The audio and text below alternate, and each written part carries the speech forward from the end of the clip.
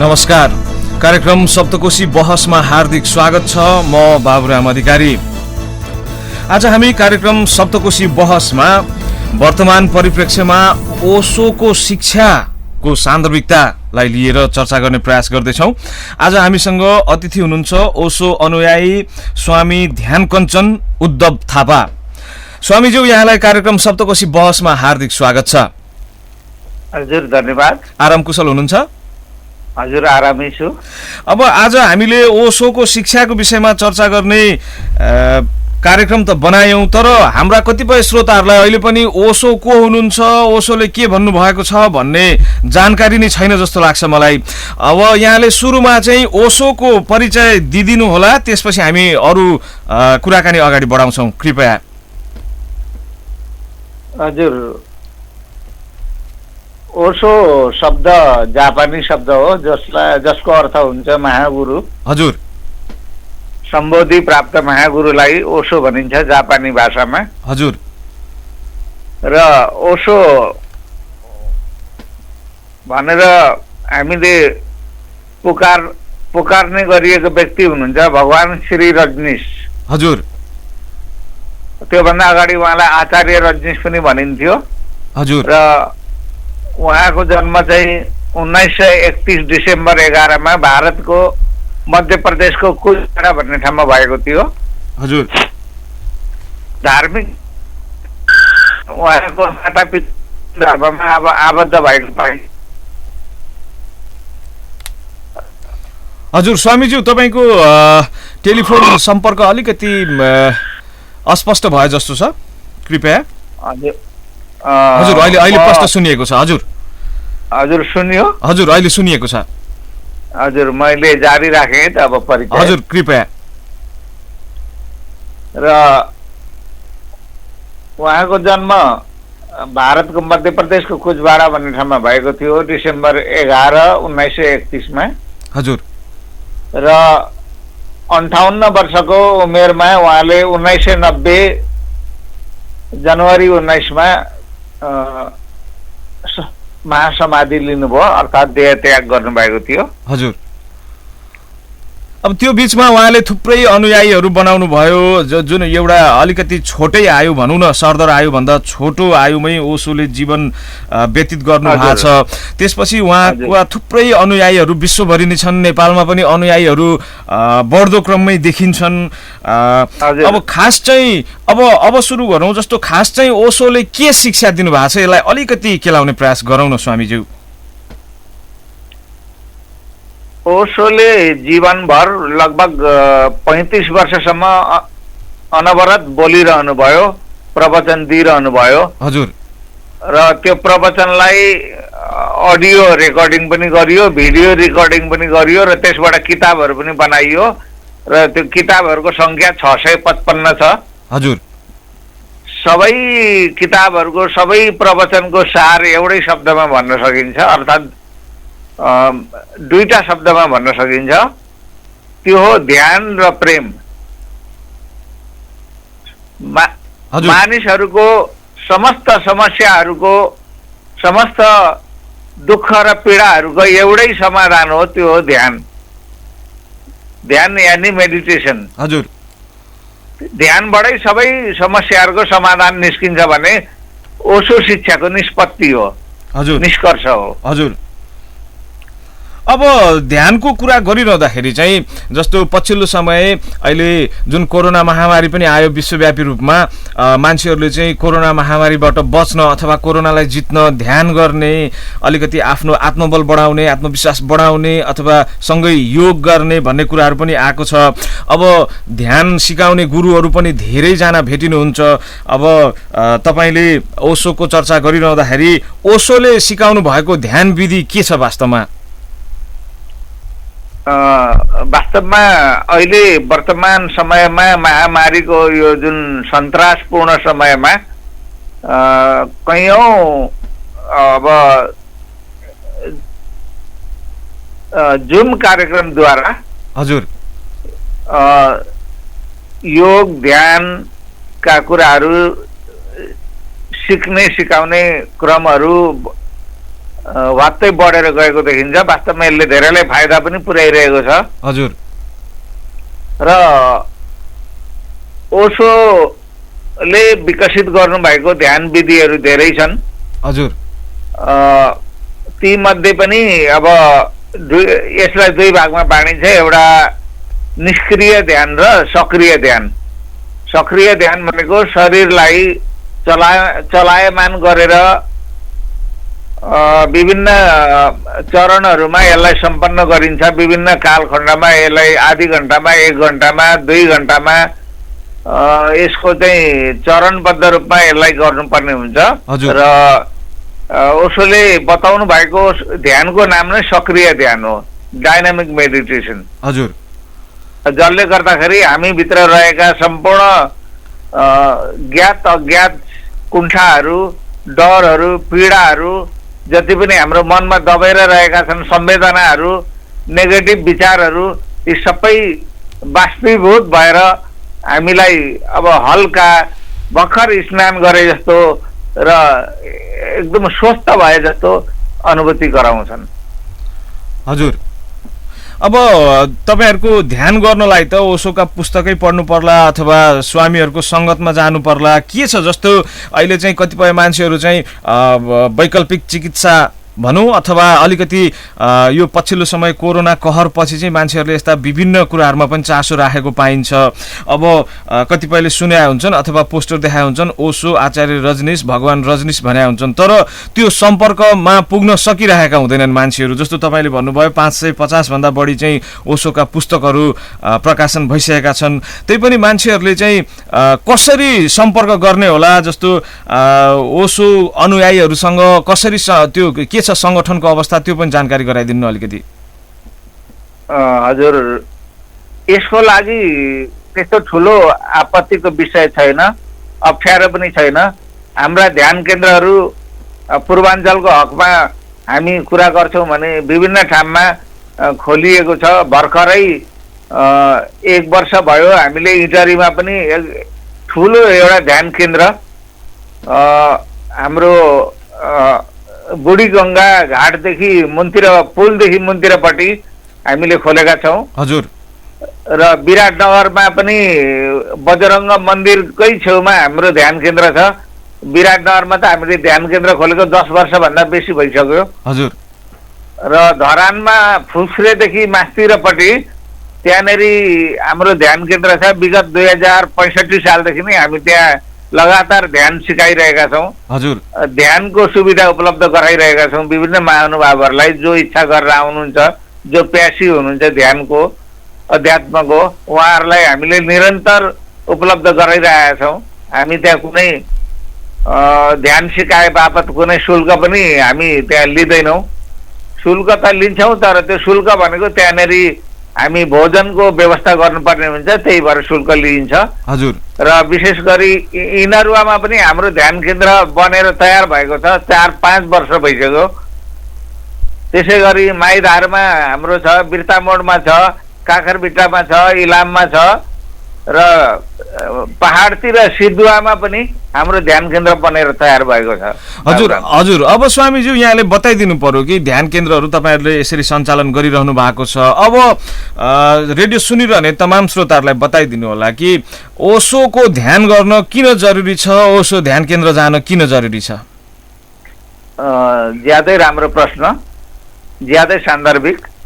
ओशोको ध्यान गर्न किन जरुरी छ भने हामी दिनानुदिन विभिन्न विक्षिप्त परिस्थितिहरूमा गुज्रिरहेका छौं, विभिन्न समस्याहरूमा गुज्रिरहेका छौं, जसले गर्दाखेरि हाम्रो मन चाहिँ अस्थिर भइरहेको छ, तनावग्रस्त भइरहेको छ। त्यो तनावलाई हामीले दैनिक रूपमा फाल्नु पर्ने हुन्छ, नत्र भने त्यो तनावले हामीलाई ढिलो वा चाँडो विक्षिप्त अवस्थामा लगेर अप्रिय स्थिति पनि सिर्जना गराइदिन सक्छ। त्यसैले यी दिनहरूमा, वर्तमान दिनहरूमा जति पनि प्रतिस्पर्धा छ, छिनाझप्टी छ, दौडधुप छ, यसले गर्दाखेरि बहुत तनाव सिर्जना भइरहेछ। त्यो तनावलाई सम्बोधन गर्नका लागि ध्यान चाहिँ एउटा महाऔषधि हो भन्ने मेरो ठहर छ।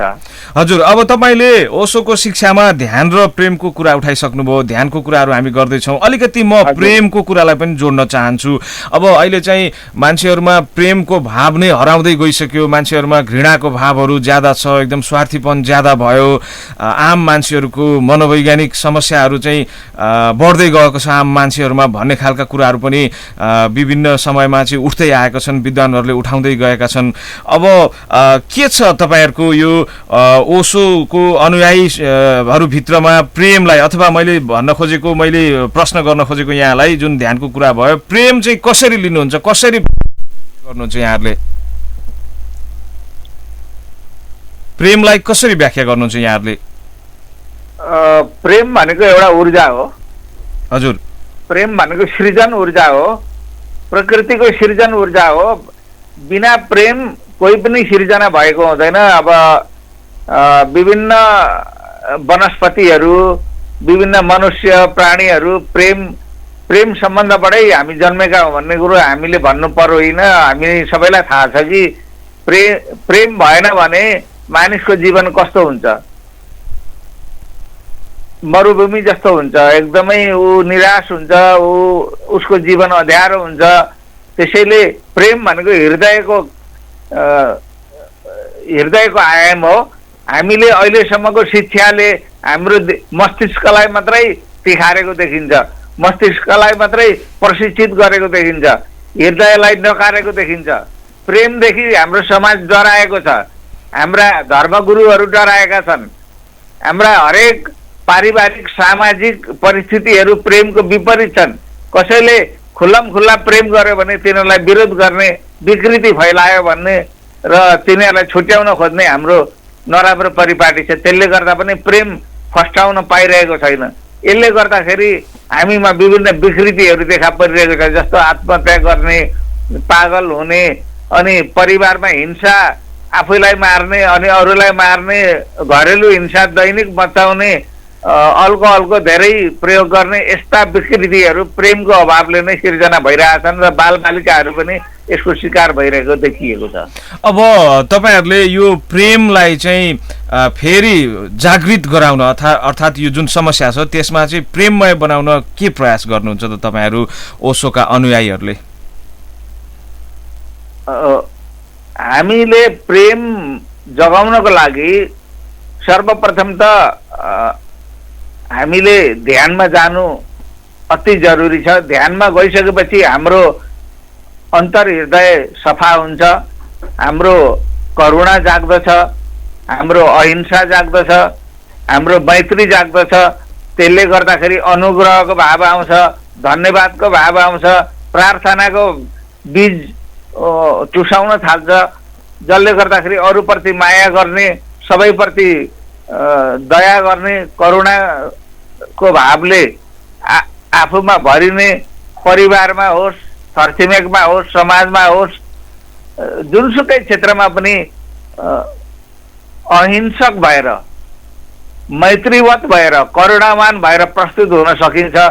हामी बिरुवालाई पनि प्रेम गर्न सक्छौँ, जनावरहरूलाई पनि प्रेम गर्न सक्छौँ, विश्वलाई प्रेम गर्न सक्छौँ र समष्टि ईश्वरलाई, अस्तित्वलाई नै हामी प्रेम गर्न सक्छौँ।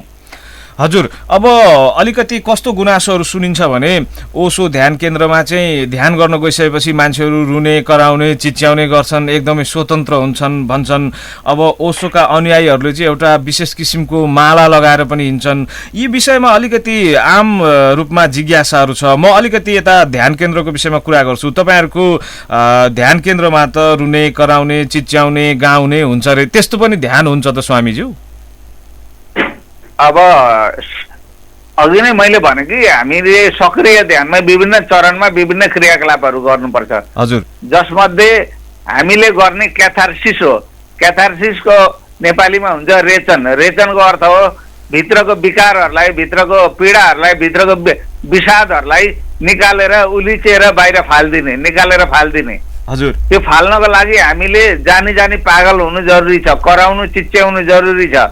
हामीले अब शारीरिक क्रियाकलापहरू गरेर सक्रिय ध्यानमा हामीले चाहिँ रेचन क्रियाहरूद्वारा चाहिँ आफूले आफूलाई चाहिँ आफूभित्रको भारलाई चाहिँ बाहिर फालिदिएर हल्का हुन हामी सक्छौँ। र ओशोले यही नै ब्रह्मास्त्र आविष्कार गरेर छोडेर हामीलाई जानुभएको छ, उपहार दिएर जानुभएको छ, जसले हामीलाई विषाद मुक्त बनाउँछ, हल्का बनाउँछ र तनाव मुक्त बनाउँछ। र यो क्रियाकलापहरू हाँस्दा रुँदा कराउँदा चिच्याउँदा मनभित्र दबेर रहेका संवेदनाहरू विकृत एउटा चाहिँ आफूले दबाइएर रहेका चाहिँ ती संवेदनाहरू बाहिर फालिदिएपछि मनुष्यले आफूलाई हल्का फिल गर्न सक्दछ। तपाईहरुको ध्यान केन्द्रमा त्यही विधि अपनाइन्छ। हजुर। अब अर्को जिज्ञासा के पनि छ भने जस्तो ओशो अनुयायी भइसकेपछि चाहिँ एउटा माला लगाउनै पर्ने, यो चाहिँ तपाईहरुको पहिचानको लागि हो या बाध्यता हो के हो? अनि जस्तो अर्को सँगै जोडिएर आउने अर्को प्रश्न के छ भने ओशोका अनुयायीहरूलाई चाहिँ प्राय स्वामी भनेर सम्बोधन गर्ने गरेको पाइन्छ, यो अलिकति बताइदिनु न, यसलाई प्रश्न पारिदिनु न कृपया। ओशोमा मात्र होइन, परम्परा कालदेखि नै हामी अध्यात्ममा लाग्ने मानिसहरूलाई, सन्यासको क्षेत्रमा लाग्ने मानिसहरूलाई स्वामी शब्दले सम्बोधन गरेको पाउँछौँ। र यो ओशोमा पनि सन्यास लिइसकेपछि स्वामी शब्दले सम्बोधन गर्नुपर्ने हुन्छ। स्वामीको अर्थ हो आफ्नो मनको आफै मालिक, स्वयं मालिक। तर हामी आफ्नो मनको मालिक कति भइसक्यौँ, कति हुन बाँकी छौँ भन्ने कुरा चाहिँ आध्यात्मिक साधनाले नै निर्धारण गर्दछ। र यो स्वामी शब्द चाहिँ एउटा सम्बोधन पनि हो, राम्रो सम्बोधन हो। हजुर। र माला चाहिँ के हो भने गुरु र शिष्य बीचको एउटा टोकन अफ लभ जस्तै हो, प्रेमको प्रतीक हो। यो एउटा लभ एफेयर्स हो, गुरु र शिष्य बीचको एउटा प्रेम सम्बन्ध हो। यो शिष्यले गुरुलाई अटुट रूपमा सम्झी राख्नलाई एउटा कुनै न कुनै एउटा भौतिक माध्यम चाहिन्छ। त्यही माध्यमको आधारमा हामीले मालालाई लिन सक्छौँ। र मालाका धेरै रहस्यमय गहिराईहरू पनि छन्, जुन कुरा अहिले यहाँनिर सबै वर्णन गरेर सकिँदैन पनि होला, सम्भव पनि हुँदैन होला। धेरै गहिरा कुराहरू छन् मालामा। माला लाइराख्नुपर्छ। माला लाइरह्यो भने हामी गुरुसँग अटुट रूपमा जोडिन सक्छौँ, सम्बन्धित हुन सक्छौँ भन्ने हामीलाई विश्वास छ। र त्यही विश्वासका आधारमा हामी माला स्वामी भइसकेपछि माला लाउनुपर्छ भन्ने मान्यता हामी राख्छौँ। हजुर स्वामीज्यू, अब हामीले ओशोको विषयमा यसरी छलफल गरिरहँदा कतिपय हाम्रा श्रोताहरूलाई जिज्ञासा पनि जागिसकेको हुनसक्छ। जस्तो ओशोले 500 भन्दा बढी, 550 भन्दा बढी ओशोका पुस्तकहरू प्रकाशन भएका छन्, सायद ती नेपाली भाषामा पनि अनुवाद भएर आएका होलान्। अब यहाँले बताइदिनु पर्यो कि ओशोलाई चिन्नलाई अथवा उहाँको शिक्षालाई ग्रहण गर्नका लागि चाहिँ मुख्य रूपमा कुन कुन पुस्तक अध्ययन गर्नु पर्ला, ती पुस्तकहरू कता पाइएलान्, यो पनि यहाँले बताइदिनु न कृपया। हजुर, धन्यवाद। अब ओशोको बुक ग्रन्थ जति पनि प्रवचनहरू छन् ती किताब रूपमा, पुस्तक रूपमा छापिएका छन्। ती किताबहरू हजुरले 550 भन्नुभयो, त्यो 550 होइन, 655 बुक्सहरू छन् हामीसँग। हजुर। ती किताबहरू हाम्रो हरेक ध्यान केन्द्रमा किन्न पाइन्छ र केही पुस्तक पसलहरूमा पनि तिनीहरूलाई बेच्न राखिएको देख्न पाइएको छ। विशेष गरी मुख्य ठुल्ठुला पुस्तक पसलहरू धरान, विराटनगर, इटहरी, बिर्ता मोडका पुस्तक पसलहरूमा पनि ओशो बुक्सहरू बेच्न राखिएको छ। नेपालीमा, हिन्दीमा, अङ्ग्रेजीमा तिनीहरू किन्न पाइन्छन्। र विशेष गरी ध्यान केन्द्रहरूमा र विशेष गरी ओशोमा आबद्ध भइसक्नु भएको स्वामीजीहरू र विशेष गरी हाम्रा महिला सन्यासी मित्रहरू, जसलाई हामी मा पनि भन्छौँ, माजी पनि भन्छौँ, उहाँहरूले पनि आफ्नो किताबहरू धेरै नै सङ्ग्रह गरेर राख्नु भएको हुनसक्छ। पैसा नतिरी पनि पढ्न सक्नुहुन्छ, लगेर पढेर फिर्ता गर्न सक्नुहुन्छ। हजुर, अब यत्रो 655वटा पुस्तकहरूको यहाँले सङ्ख्या बताइरहँदाखेरि त्यसमध्ये पनि केही पुस्तकहरू चाहिँ मुख्य होलान् नि, जसले चाहिँ अलिकति ओशोलाई चिन्नलाई अथवा बुझ्नलाई सहयोग गर्लान्। अथवा यत्र पुस्तकहरू त मान्छेले पढिसक्न पनि धेरै समय लाग्छ, अहिले त मान्छेहरू अत्यन्तै व्यस्त छन्। अब त्यसमध्ये पनि मुख्य रूपमा चाहिँ कुन पुस्तकहरू अध्ययन गर्दाखेरि चाहिँ उत्तम हुन्छ भनेर यहाँले सल्लाह दिनुहुन्छ? हजुर, धन्यवाद। अब एउटा उखान छ, समुद्रलाई जताबाट चाखे पनि नुनिलो हुन्छ अरे। त्यस्तै ओशोको जुनसुकै पुस्तक उठाएर पढे पनि त्यहाँनिर ध्यान र प्रेमको शिक्षा प्रेरणाहरू हामी पाउन सक्छौँ।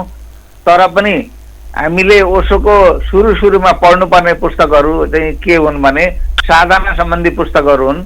जस्तो साधना पथ, साधना सूत्र, ध्यान सूत्र, यस्ता किताबहरू हामीले पढ्यौँ भने ओशोको बारेमा ध्यान साधनाको बारेमा धेरै नै जान्न सक्छौँ। र आयामहरू धेरै छन्। ओशोले मनोविज्ञानको क्षेत्रमा बोल्नु भएको छ, राजनीतिको क्षेत्रमा बोल्नु भएको छ, र ध्यान साधनाको बारेमा बोल्नु भएको छ, प्रेम सम्बन्धको बारेमा बोल्नु भएको छ, विभिन्न सन्त महापुरुषको बारेमा बोल्नु भएको छ, कबीरको बारेमा, मीराको बारेमा, गौतम बुद्धको बारेमा, लाओत्सुको बारेमा र हिन्दू धर्मशास्त्रका ती विभिन्न उपनिषदहरूको बारेमा पनि बोल्नु भएको छ उहाँले। हजुर। र सबभन्दा राम्रो चाहिँ म जो धार्मिक समुदायमा हुनुहुन्छ, जो अलिकति धर्मको क्षेत्रमा आफूलाई पढालेखा सम्झिनुहुन्छ, इच्छुक हुनुहुन्छ, उहाँहरूले चाहिँ अष्टावक्र महागीताबाट सुरु गर्नुभयो भने सबभन्दा सर्वोत्तम हुन्छ कि जस्तो मलाई लाग्छ। अष्टावक्र महागीता 6वटा भोल्युममा छन् र यी किताबहरू जहिले पनि हाम्रो काठमाडौँको मूल केन्द्र ओशो तपोवनमा जहिले पनि उपलब्ध हुन सक्छन्।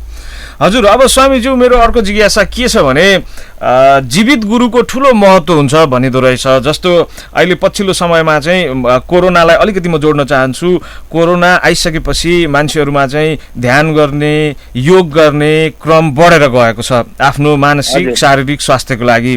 तर जीवित गुरुको चाहिँ महत्त्वपूर्ण भूमिका हुन्छ भन्ने चाहिँ थुप्रैले मान्यता राख्दा रहेछन्। जस्तो नेपालमा कुरा गर्ने हो भने नेपालमा पनि योग शिक्षक आध्यात्मिक गुरुहरू हुनुहुन्छ। डाक्टर योगी विकासानन्द हुनुहुन्छ, उहाँले पनि अनलाइनबाट पनि प्रशिक्षण दिइरहनु भएको छ। अथवा भारतीय गुरुहरूको कुरा गर्ने हो भने थुप्रै हुनुहुन्छ। सद्गुरु निकै चर्चित हुनुहुन्छ, विश्वव्यापी रूपमै चर्चित हुनुहुन्छ।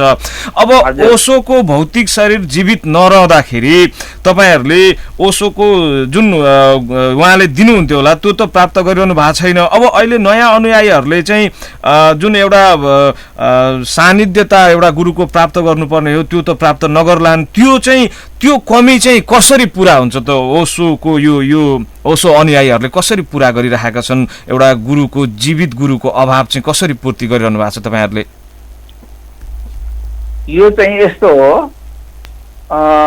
जीवित गुरु हुँदाखेरि चाहिँ धेरै नै फरक पर्छ, यो कुरा साँचो हो। तर हामीलाई ओशोको भौतिक देह नहुँदा पनि उहाँको उपस्थिति निरन्तर अनुभूति भइरहेछ। यो धेरै नै गहिरो आध्यात्मिक रहस्यको कुरा हो र